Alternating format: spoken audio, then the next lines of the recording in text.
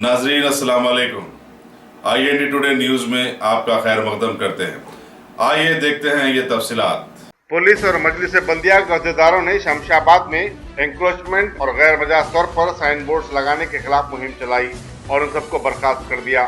Police ने दुकानदारों को इंतबाह दिया कि वो सड़क और फुटपाथ पर कब्जों से बाज रहे। असिस्टेंट कमिश्नर पुलिस ट्रैफिक के प्रसाद की निगरानी में इंस्पेक्टर के वेंकटेश्वर राव ने ये कार्रवाई अंजाम दी।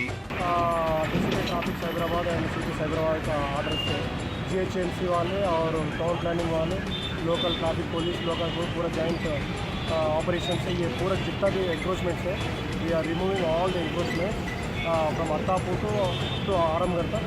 और इधर से भी जितना भी GHMC एरिया पूरा ये करके free flow of traffic, public इनकमेंट नहीं करेंगे सर।